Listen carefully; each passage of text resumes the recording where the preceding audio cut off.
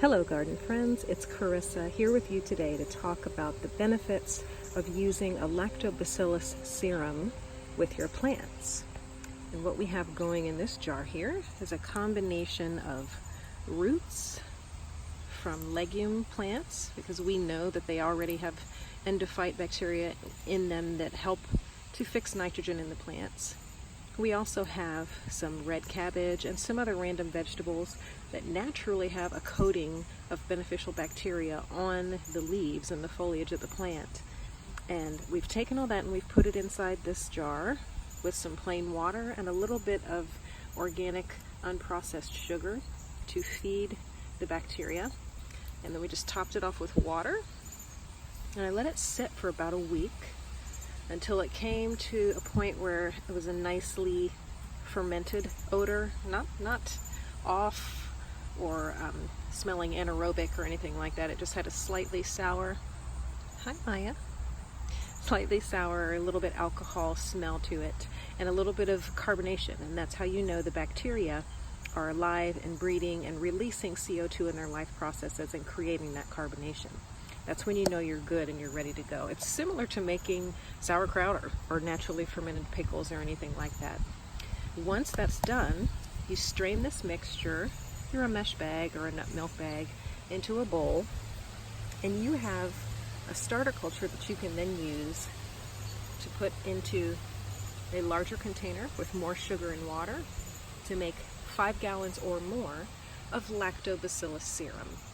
The benefits of Lactobacillus serum can be seen here in this cute little test garden. Despite the fact that we had a big drought this year, the plants are healthy. Lactobacillus help plants to take up nutrients from the soil, to fight off pathogenic bacteria. It improves their growth rate, their rooting, their fruiting, everything that we grow plants for. This stuff helps it to happen that much better, keeps your plants healthy at a foundational level, and it works in tandem with mycorrhizae, which are on the fungal side of this whole health promoting idea of using microbes in tandem with the plants. We are only now beginning to understand the relationship between plants and microbes and how critical it is to their health, to their ability to take up nutrients, and to give us what we need. So what I'm going to do now is I'm just going to strain this out. I'm going to put the phone down so that I don't get it everywhere, and then I'll give you an update. So here we have the vegetable mixture. And I forgot to mention, I did use an inoculant. I used a Veggie culture starter that is Lactobacillus based to kind of help this along. You don't have to, but it's a nice way to make sure you're getting what you want to get and not just a random mix.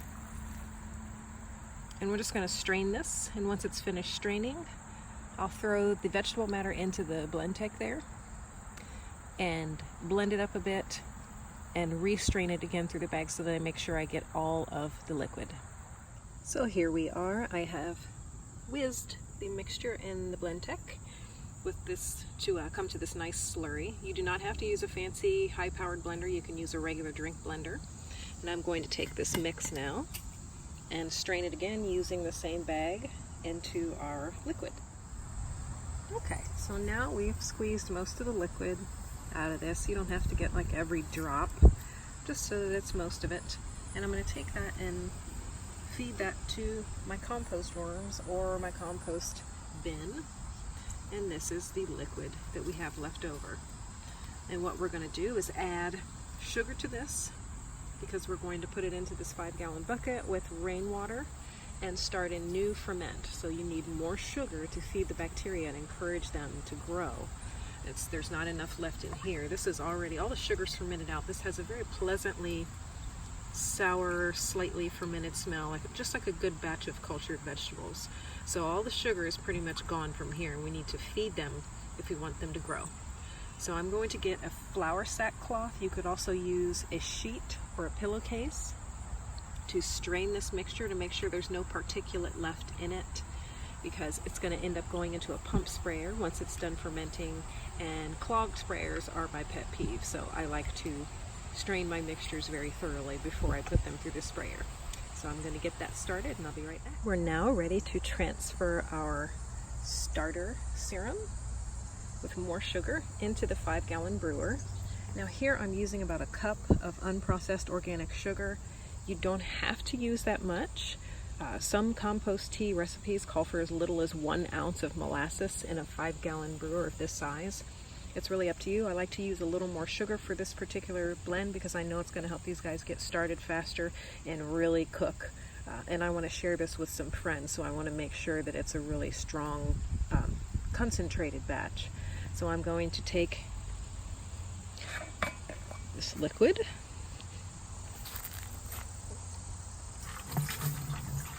I'm just pouring some off. I'm wishing that I had another set of arms.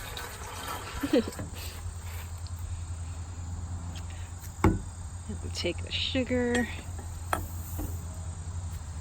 just pour it in there. I'm just going to mix it around a bit so that it has a chance to dissolve before I put it in.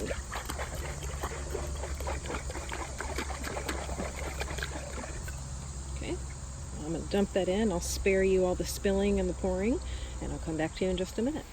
And so I have now filled the bottle with rainwater from our rain barrel here, and we're just going to let this sit and ferment until it becomes slightly carbonated and again takes on that wonderful fermented wine-like aroma.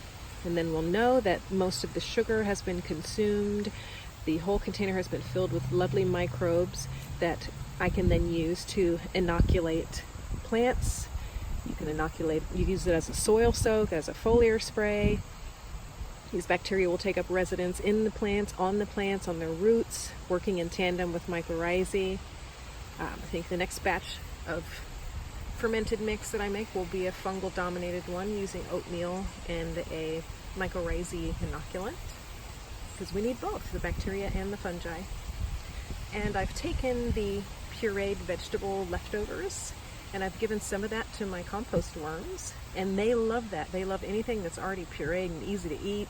Plus it's loaded with beneficial microbes that will keep them healthy, that will prevent disease and pathogenic microbes from cropping up in my worm bin, and will make the bedding and the worm castings all the healthier to put on my plants, because it'll already have these wonderful beneficial bacteria growing and culturing all on their own without my help.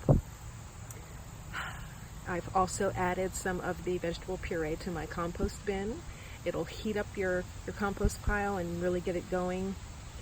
And again, we'll make sure that your compost stays nice and sweet. You don't end up with any foul odors or anaerobic things happening or things growing in there that you didn't want. Ultimately, it just makes for healthier compost, healthier soil, and healthier plants, and healthier people. And here we have it, my holy trinity of pink potion for plants. It has fermented for about a week in the 5-gallon container. It has gone to having that wonderful sour aroma, and I have filtered it through a sock. You'll just want to filter out, there'll be some solids in the bottom from the fermentation process, and you don't want them to clog up your sprayer, so you're just going to want to filter them out with cheesecloth or a flour sack cloth or even an old sock or sheet. Just place it over your funnel as you're transferring the batch into your containers that you can keep in a refrigerator, which will keep them stable for a long period of time. Just maybe stick a teaspoon or so of sugar in here to give them some food to work from while they're in storage. If you keep them at room temperature or outside, the mixture will begin to ferment, and since there's no sugar, the lactobacilli will no longer dominate, and you may end up with a yeast-dominated thing that isn't actually going to be that good for your garden, and it probably won't hurt it. And it is possible you could come up with some undesirable anaerobes or pathogens. So I recommend keeping it in the fridge with a little bit of food in it just to keep it stable. And then if you want to keep it outside, just use it as soon as possible. Use it within a few days. And what I'm going to do now is I'm going to take my trusty pH pen, and we're going to check the pH of this. I'm guessing it's ranging toward acidic, but it's good not to guess and to actually know for sure. So let's see. Just putting some on my hand here, and I did wash my hand.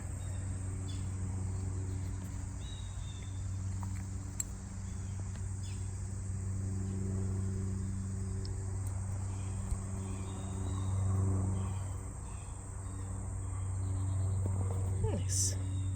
Sorry about that fumbling and bumbling. You see it's got a bit of a orangey yellowy color, which means it is ranging toward acidic. So you're going to want to keep that in mind when you're putting this on your plants. If your plant likes acid, this would be a wonderful soil soak. If the plant does not like acid, you may want to, if you want to use this as a soil soak, do that. Test the soil, please. Over and over and over, going to reiterate, test your soil so you know where you are pH-wise and nutrient-wise, so that you're not adding things that could be a detriment. And if your soil is a little too acidic, put something that's going to help balance that so that you can have your beneficial microbes as well as the proper pH environment for your plants to thrive.